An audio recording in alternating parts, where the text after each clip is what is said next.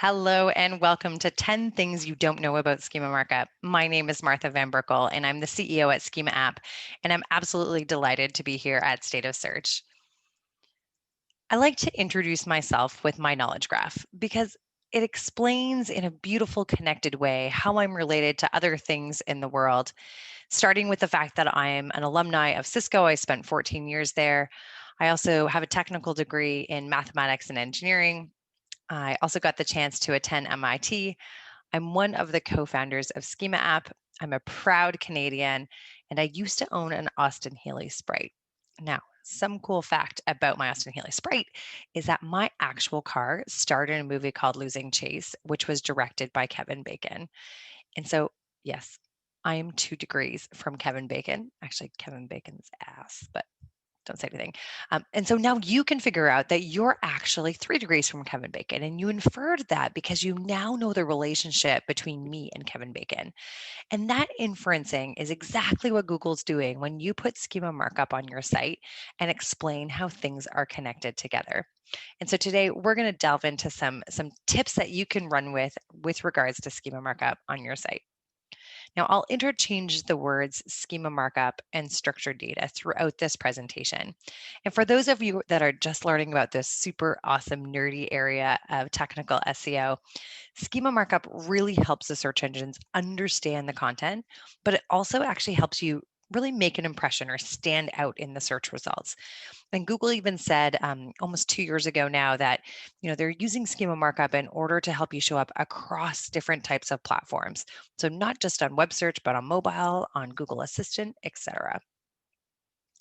Now, most of you will know schema markup because it drives rich results. And rich results are everything from that star and price for products. And then these are some of the new ones that have been recently announced. So the first column here is around home activities. So if there's a business that you're working with that is trying to show up and really take advantage of the fact that more people are spending time at home, the home activities rich result is a great way to show up through these mobile primarily based searches. The second rich result here is actually an example you can see in that bottom part here, that licensable tag on the image. So it's actually called image license rich result. And this is where you can actually use the schema markup to explain how an image can be used or licensed and sort of what the permission is for using that license. And it just came out of beta. And then the third one, which is our newest one, which is around shipping options. So in addition to getting price and ratings for products, you can now kind of illustrate what the shipping cost is. And so here you can see it's illustrating free shipping. And this is currently only in the US on mobile. But rich results are really how you make that, really big impression in search. And it's driven entirely by schema markup. Now, the schema markup process starts with strategy. So the strategy is figuring out sort of what you should optimize and what is it really that you're talking about and trying to explain. And then once you know what it is, you can author it. So that's like creating the schema markup or JSON-LD, getting it onto your website, which is deployment, and then maintenance, which is that tweaking. So whether your content's changing or whether you're going after a new rich result or adding rich results to old content, that maintenance is the process of sort of making sure you're cultivating new opportunities within the site in order to stand out in search. And then reporting and analytics is measuring that value and ROI, which often then informs back to strategy. And then you do it all over again. It really is an iterative process. One of the things that we love about schema.org and schema markup is that as you dig into this and get better at it, you can often find opportunities out of the vocabulary and out of the features from Google that might inform additional content that you want to put on the site. And so you can really almost say that the schema markup is informing your content strategy. So at Schema App, we specialize entirely in schema markup. It's what we do all day, every day. And we have amazing solutions to help whether your agency or your in-house team be able to do schema markup at scale and really get into some of the nerdy concepts that I'm going to cover today. And so if you're interested in learning more, feel free to reach out to me. We work with SEOs around the world on all different size of brands, on all different CMSs. And we just absolutely, totally love doing schema markup all day, every day. Well, enough about me. Let's jump into our top 10. So these are 10 things that I would say most people don't know about schema markup, so I'll be interested in the Q&A to find out which one of these weren't sort of a news flash. But my intent is that you'll learn something new and a tactic or tactics that you can go and apply back home as you sort of wrap up here. So the first thing is around Wikidata. So our recommendation is that you should use Wikidata to define concepts. And the Wikidata definitions are really sort of helping be truly explicit about it. Now, we've just had a debate internally at Schema App that was just like, well, what about Google's knowledge graph? Or what about Wikipedia? So those are also good, but we find that Wikidata has the broadest definitions that can be applied across any industry and anything. Let me show you some examples. So if we were trying to optimize the City of Dallas homepage and we are calling out, what it is, it's a city, we might want to use same as property in order to link it to the Wikidata. So we're being absolutely clear as to exactly what it is. Now, have a look at this URL.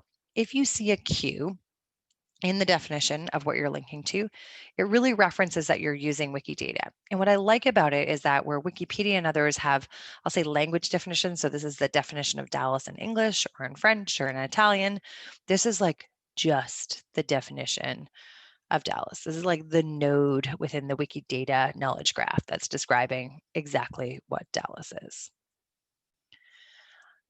Another example, if you were trying to optimize an article about the Toronto Maple Leafs latest player, Joe Thornton, who's going to help us win the Stanley Cup. Sorry, Dallas Star fans. You could use about. And again, Joe Thornton is in Wikidata. So if you had any questions about sort of it being comprehensive, boom shakalaka, done. Or if, let's say, you were trying to optimize a case study on your site. So this is one of our case studies, and you wanted to mention, who is mentioned in the article. So here, I'm saying it's mentioning SAP as a company. Again, Wikidata for the home run. Again, any of these examples that I've shown you could also use a Wikipedia article or a Google Knowledge Graph link as well. All right, number 2, GitHub. Now, GitHub is this like awesome place where schema.org ventures and people come together to talk about how we are going to evolve the schema.org vocabulary. And it's currently on release 10. And it's also a really great place to find out additional information about who's talking about these new properties or who's helping influence the evolution of the product schema markup. And so if you go to github.com, schema.org, you can actually start to see some of these conversations. The other way that you can get to it is if you go to schema.org and go under the releases or this link here, and then anything that you want to click on that's an issue actually takes you back to GitHub. And so here's an example that was in the release 10 that just came out. And it's interesting. It's a proposal to add a few types and properties to express energy efficiency of products. Interesting. I wonder who's proposing it. Well, Alex Jansen, it turns out, is from Google Shopping. The other person who's looking at is Dan Berkel, who is the Google representative who really leads the schema.org vocabulary initiative.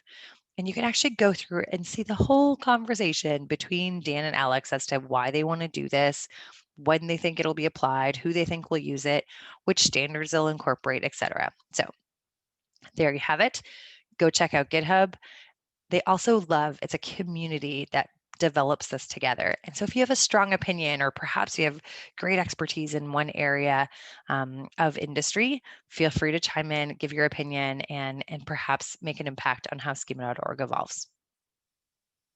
All right, number 3, properties. So make sure we're all on the same page. Properties are the sort of parts of the schema.org that we use to describe something. So here we have a product, and the properties for product are going to be these things like additional property, aggregate rating, audience award, brand category, color, depth. And there's often up to 40 or more different properties for each of these classes and types. So if you're trying to describe something, you'd be like, but Martha, the Google, rich result only tells me that there's 3 required and 4 recommended. Another big surprise, 40 plus ways to describe things. And so for products especially, I think there's really great properties in here that if you have, let's say, the width, the height, the weight, the shipping options, the license for something, go and have a look at what those properties are. There's more than just the required and recommended that Google has on here. Now, one thing that we often tell our customers though is like, don't take it as a challenge to use all the properties though, but use what's relevant on the site that's on the page.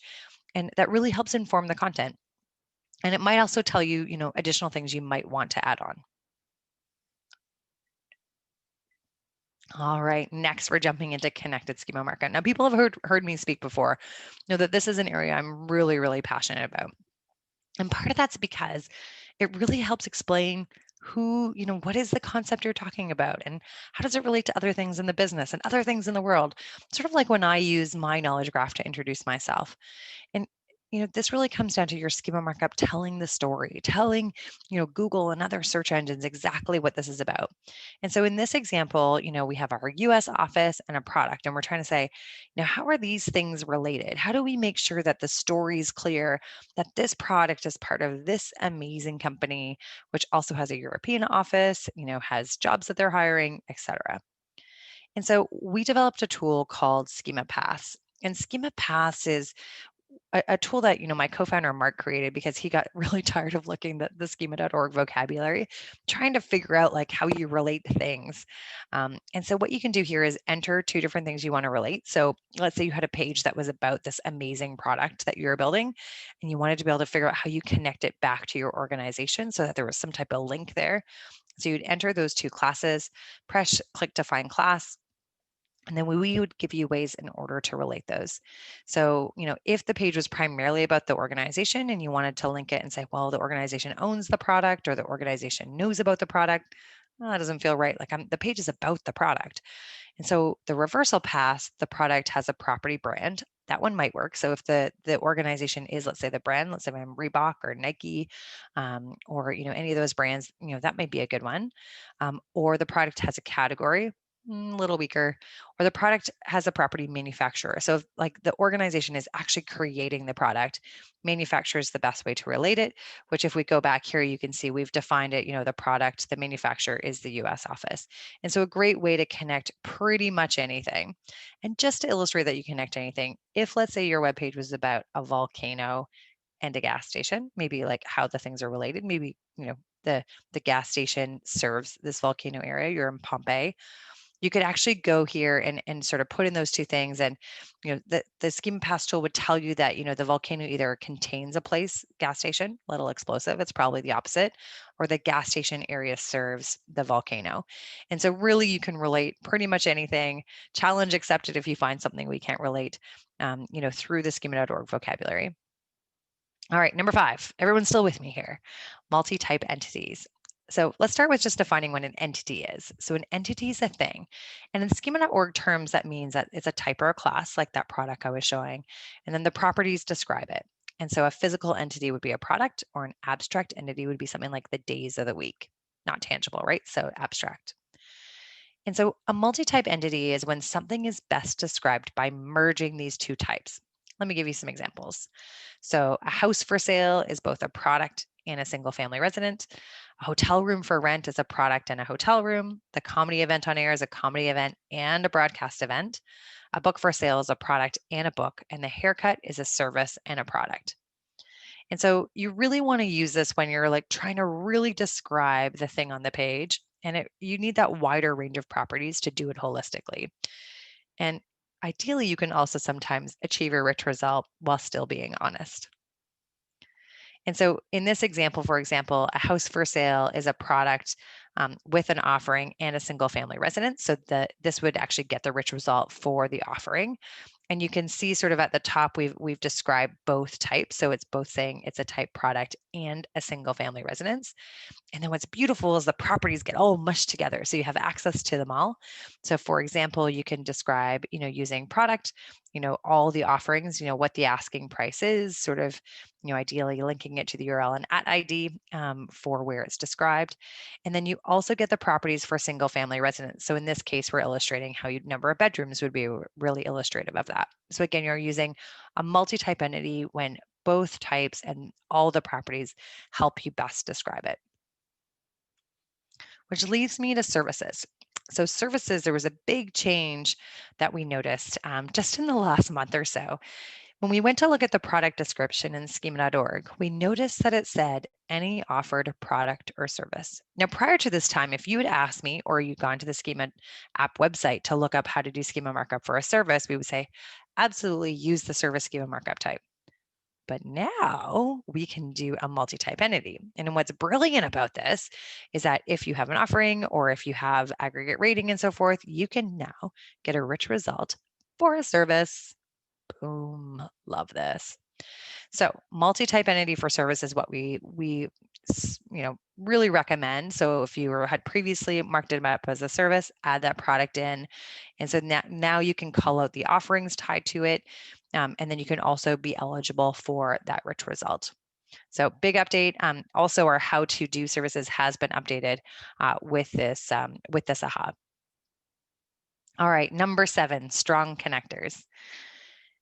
I've used these in some of the examples that I showed you at the beginning with Wikidata, but there's specific properties within schema.org that allow you to really illustrate sort of how things are connected or related. And so about's a very strong one. So I was telling about that article that's about, Joe Thornton, or, perhaps it's, article about schema markup. You can be very, very explicit with that, again, using Wikipedia, Wikidata, knowledge graph, or perhaps a product or a service page on your website. Mentions is a bit of a weaker association, but it's or softer sort of way to relate it. But it's mentioned in the article, or it's mentioned, on the page across any entity, people, place, or thing. Subject of is a really great one. I'll show you an example. So if you, let's say, have a page and there's the subject of an FAQ, it's a really powerful connector, and really think of it as has the different parts. So it's made up, or it has these different parts included. And so here's an advanced example of how you can start using this. So a collection page is where you can kind of pull a bunch of things together. So we could say that this group of things is about a product or a service, or if we're getting really advanced here, we could say it's a product and a service. So it's a service page.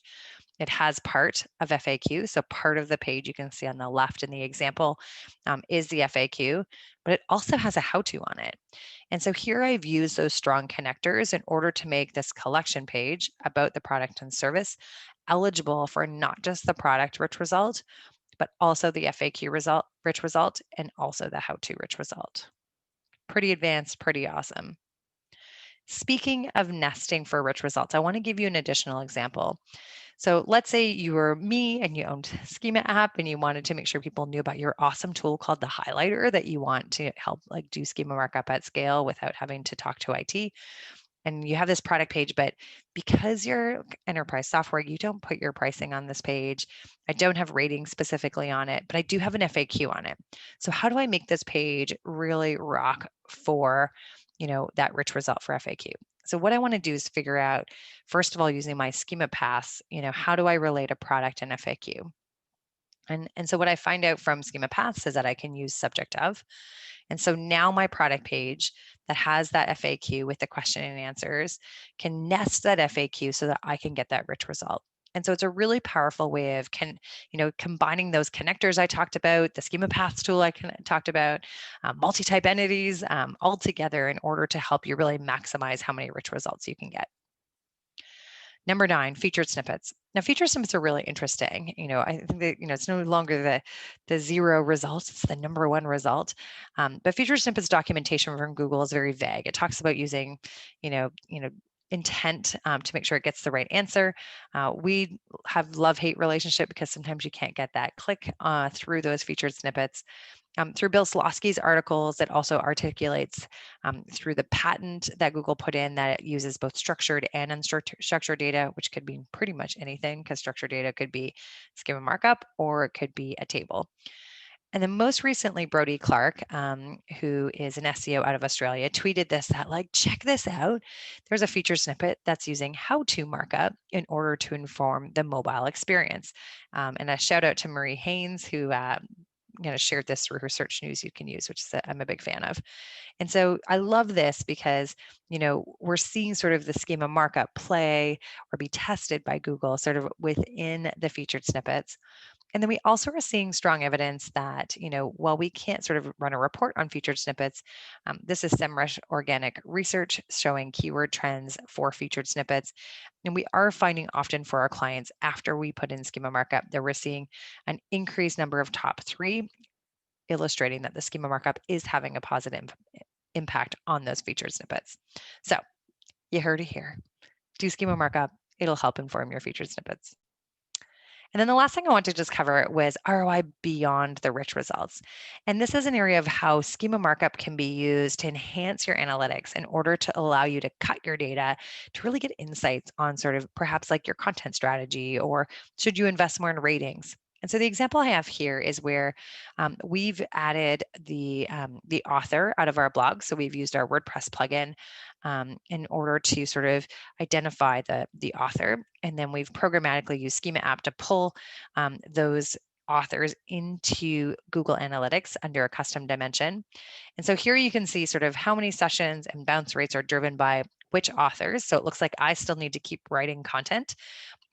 But it would allow you also to then understand if you had a team of writers, which writers should write about what topics. You could add keywords as a second piece here, driven by data. And so what our customers are loving about this is that you can really sort of use the schema markup to go beyond just getting those rich results, but also to get insights from the data by sort of allowing them to cut it by different elements. So keywords, authors, all kinds of different ways. This is sometimes known as semantic analytics, or we like to call it enhanced analytics. So that's all I had to share with you today, my top 10 ways to make an impression in search using schema markup, hopefully some tactics that you can run with today. If ever you want to learn more about Schema app, feel free to come to our homepage at www.schemaapp.com, book a demo, or if you just want to get sort of more training and videos and sort of news around schema markup, you can scroll to the bottom of the page on the homepage and sign up for our newsletter, and we'd love to share all that insight and education with you. It's one of our core values. My name is Martha Van Berkel. I'm absolutely delighted to be here today at State of Search, and feel free to reach out to me if I can be of value to you and your organization. Let's do questions.